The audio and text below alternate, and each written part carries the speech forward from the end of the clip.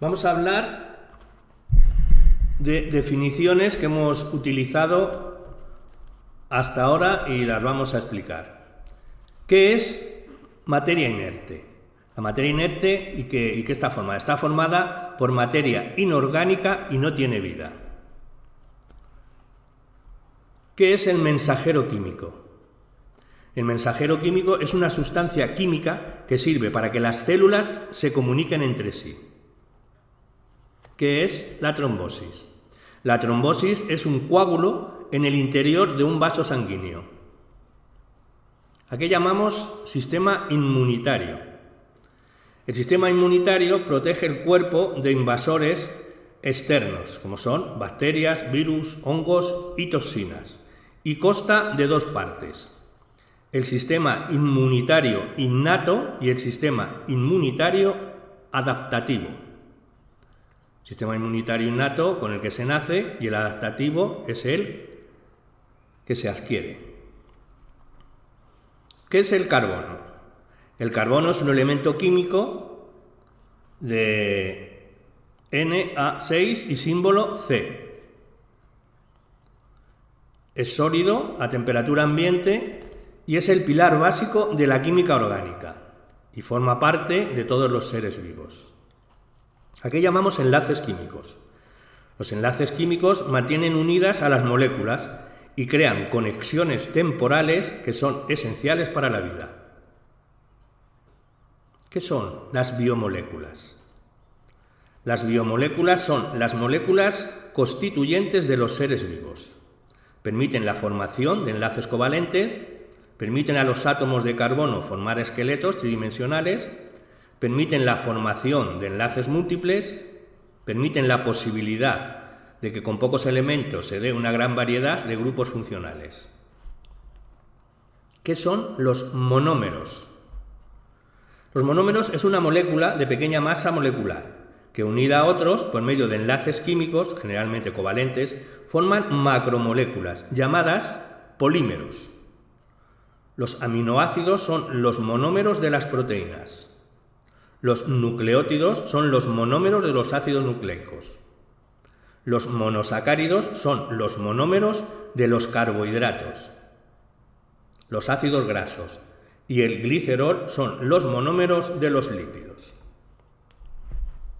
¿A qué denominamos molécula polar? Molécula polar es aquella en la que la distribución de las cargas eléctricas no es simétrica respecto a su centro y comparten electrones de desigual manera. ¿Qué es la cohesión del agua? La cohesión del agua es la atracción que tienen las moléculas por otras del mismo tipo. Las moléculas del agua tienen fuerzas cohesivas fuertes, gracias a su habilidad para formar puentes de hidrógeno entre ellas. Las fuerzas cohesivas son las responsables de la tensión superficial. Estamos hablando ahora, estas serían las propiedades del agua. ¿Y la tensión superficial qué es? Es un fenómeno que resulta en la tendencia de la superficie de un líquido a resistirse a la ruptura cuando se le somete a tensión o estrés.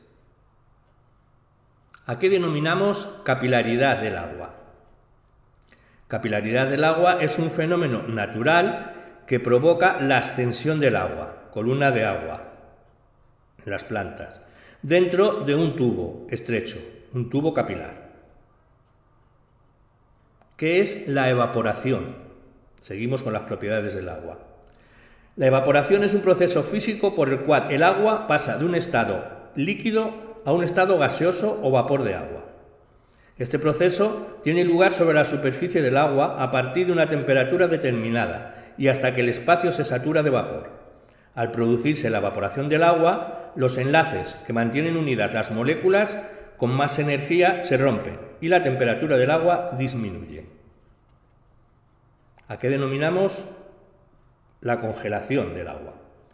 La congelación del agua es la temperatura en la cual una sustancia pasa de estar en estado líquido a estar sólido, o el agua a 0 grados. ¿Qué son las moléculas hidrofílicas? que atraen el agua. El término hidro significa agua, de donde el estudio de moléculas hidrofílicas se ocupa de la solubilidad y propiedades de estos materiales en su unión e interactuación con el agua. El término fílico se deriva de la palabra filia, que significa amistad, por lo que hidrófilo, amar el agua. Moléculas hidrofóbicas, ¿qué son? Las que repelen el agua. La palabra fobia quiere decir miedo, el término hidrofóbico, miedo al agua, que no interactúan bien con el agua. ¿Qué eran los glúcidos? Los glúcidos son sustancias orgánicas muy conocidas por su importancia en nutrición. Están asociados a un alto contenido energético. Son compuestos orgánicos o biomoléculas constituidas por carbono, hidrógeno y oxígeno. En algunos casos pueden tener otros elementos químicos, como el nitrógeno o azufre. Monosacáridos, disacáridos, oligo o polisacáridos. La clasificación de los glúcidos. Ya lo hemos dicho, monosacáridos, disacáridos, oligosacáridos, polisacáridos. Los monosacáridos. Mejor ejemplo, la glucosa. Químicamente están constituidos por una sola cadena de polialcoholes, con un grupo aldehído o cetona, y por ello no pueden descomponerse mediante hidrólisis. Son de sabor dulce, solubles en agua y forman cristales blancos que con el calor pueden caramelizarse. Los disacáridos, ejemplo, sacarosa, son glúcidos formados por dos monosacáridos, unidos por un enlace o glucosídico. Son solubles en agua, dulces y cristalizables. Los oligosacáridos son glúcidos o hidratos de carbono formados por la unión de varios monosacáridos, generalmente entre 3 y 20, unidos por enlace o oxígeno glicosídicos. Los polisacáridos, su mayor ejemplo, el glucógeno, son glúcidos formados por la unión de muchos monosacáridos mediante enlaces oxígeno glicosídicos con pérdida de una molécula de agua. ¿Qué denominamos condensación? Lo que produce enlaces químicos es la unión de dos moléculas para formar una molécula más grande, con liberación de una molécula de agua. Unión de dos monosacáridos, H2O. ¿Qué denominábamos hidrólisis? Que rompía enlaces químicos.